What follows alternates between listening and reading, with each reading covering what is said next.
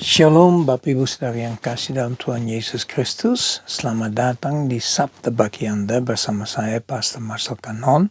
Dan kami udah sampai hari Sabtu, artinya kita akan menilai kembali apa yang kami sudah pelajari selama minggu yang lewat.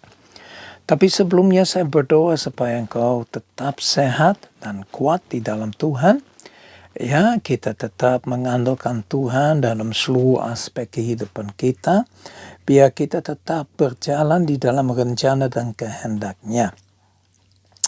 Dalam minggu ini kita sudah pelajari 5 hal tentang perilaku ilahi, yaitu sikap atau sifat yang kita harus ambil untuk kita hidupi dalam seluruh aspek kehidupan kita sebagai orang yang percaya Yesus Kristus, bahkan sebagai orang yang mengikuti Yesus Kristus sebagai murid. Ya, mari kita benar-benar membuka telinga kami untuk mau mendengarkan. Mari kita menerima, ya, dengan sukarela segala firman yang kami dengar. Kemudian saya ajak Anda untuk benar-benar menyelidiki apa yang saya sampaikan itu sesuai dengan firman Tuhan. Ya, karena yang kita memakai untuk dasar dari semuanya itu adalah firman Tuhan. Mari kita mengandalkan Tuhan di dalam seluruh aspek kehidupan kita. Mata kami tertuju kepada Yesus yang memulai dan yang mengakhiri iman kita. Ya, seperti dicantumkan dalam Ibrani pasal yang ke-12. Ya, hari ini kita kembali membaca ayat yang ke-11 dan ayat yang ke-12 daripada Roma pasal yang ke-12. Dikatakan dalam firman Tuhan, bersukacitalah dalam pengharapan. Maaf, itu udah 12. Kita kembali ke 11 dulu. Janganlah hendaknya kerajinanmu kendur. Biarlah rohmu menyala-nyala dan layanilah Tuhan. Ayat 12. Bersukacitalah dalam pengharapan. Sabarlah dalam kesesakan. Dan bertekunlah dalam doa. Nah, yang bertekun dalam doa kita akan bahas hari Senin. Ya. Hari ini kita fokus kepada kelima hal yang dicantumkan dalam 11 dan 12. Yang pertama, janganlah hendaknya kerajinanmu kendor. Bapak Ibu Saudara yang kekasih dalam Tuhan Yesus Kristus, kerajinan yang kita miliki harus naik terus. Jangan sampai turun, jangan sampai jatuh, jangan sampai tergeletak. Ya. Tetapi kita benar-benar rajin dalam segala hal yang dipercayakan kepada kita. Yaitu termasuk pekerjaan kita. Yang termasuk adalah rumah tangga. Ya, di mana kita sebagai bapa atau ibu atau anak. Ya, mari kita benar-benar menjadi orang yang rajin dalam segala sesuatu yang kita lakukan. Ya, rajin dalam urusan sehari-harian. Rajin dalam urusan di rumah, rajin dalam urusan di kantor, di sekolah, dimanapun kita berada. Ya, kita semakin hari semakin rajin. Hari ini harusnya lebih rajin daripada kemarin. Yaitu namanya bertumbuh. Tapi kalau kerajinan kita kendor, kita harus bertanya kenapa? Apa yang kami telah izinkan terjadi dalam hidup kita sampai kerajinan kita kendor, kerajinan kita turun. Kita nggak rajin lagi. Dulu rajin sekali. Ya, rajin membersihkan, rajin merenungkan firman, rajin bertemu teman, dan segala macam. Tapi hari ini semakin malas. Semakin hari semakin malas. Ayo bangkit. Bangkitkan dirimu. Ya, jadi jangan sampai kerajinanmu kendor. Yang kedua, biarlah rohmu menyala-nyala. Bapak Ibu Saudara yang kekasih dalam Tuhan Yesus Kristus, apakah rohmu menyala-nyala? Apakah Anda benar-benar berapi-api? Bagaimana hari-hari ini sebagai seorang pengikut Kristus? Apakah Anda tetap memiliki roh yang menyala-nyala? Anda bandingkan dengan pertama kali Anda diselamatkan. Pertama kali Anda terima Tuhan Yesus sebagai Tuhan dan Juru Selamat. Bagaimana ya rohmu? Bukankah rohmu waktu itu berapi-api sekali? Ya, Anda ingin melihat seluruh dunia diselamatkan. Dan semakin tahun semakin turun. Makanya firman Tuhan berkata, Anda telah meninggalkan kasih mula-mula yang membuat seringkali roh kita nggak menjala-jala, tidak on fire, berapi-api, karena kita tidak mengasihi Tuhan lagi seperti dahulu. Kasih kita terhadap Tuhan semakin turun, bukan semakin naik. Saya percaya ada korelasi antara rohmu menyala-nyala dengan kasih Anda terhadap Allah Bapa. Semakin Anda mengasihi Tuhan, semakin Roh Kudus berkarya dalam hidup. Semakin rohmu akan menyala-nyala. Ya. Yang ketiga, dikatakan, dan layanilah Tuhan. Ya, waktu saya bahas tentang layanilah Tuhan, saya nggak bicara soal layani Tuhan di dalam gereja.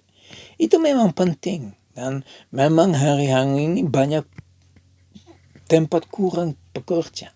Ya, banyak orang tidak mau melayani Tuhan karena mereka takut, ya mereka itu khawatir atau apa yang bisa terjadi, bisa enggak dan segala macam.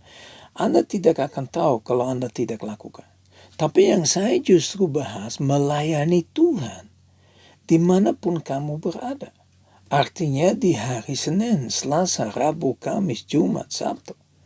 Ya, di luar gereja, apakah Anda tetap melayani Tuhan? Segala sesuatu yang engkau lakukan, segala tugas yang dipercayakan kepada Anda, apakah Anda lakukan itu seperti untuk Tuhan? Rajin, ya kembali ke rajin, ya dengan api yang penuh nyala-nyala. Bapak Ibu Saudara yang kasih, coba Anda renungkan. Apapun yang Anda lakukan, apakah itu semua untuk Tuhan? Ingat, Yusuf di penjara pun dia melayani Tuhan. Saya bisa tahu dari mana? Karena pemimpin penjara melihat dia, wow, sungguh luar biasa. Dan bahkan dia dipercayakan penjara oleh pemimpin penjara. Nah ini yang kita harus lihat. Seberapa jauh kita melayani Tuhan di hari-hari lain daripada harinya Tuhan. Kemudian kita bahas dengan bersukacitalah dalam pengharapan. Ingat, setiap hari Tuhan mau kita bersukacita. Bersukacita senantiasa firman Tuhan bilang.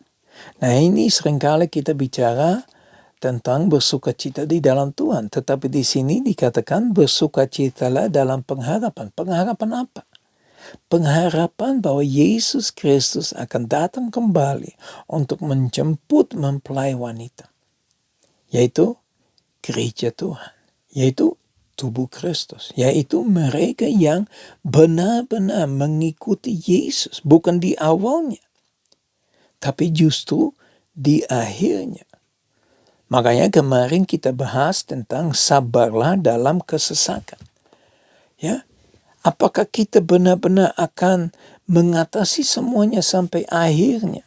Ini adalah satu pertanyaan yang kita harus renungkan. Si Yesus bilang, tetapi orang yang bertahan sampai pada kesudahannya akan selamat. Ya, akan memperoleh hidup yang kekal. Apakah kita sabar? Atau kita justru dipimpin oleh keadaan, oleh situasi, oleh kondisi, oleh orang lain? Atau kita benar-benar dipimpin oleh Roh Kudus yang ada di dalam diri kita? Ya, kita berdoa kepada Bapa di dalam nama Tuhan Yesus Kristus dan kemudian Roh Kudus akan diberitahukan supaya kita akan mengerti apa yang Tuhan mau.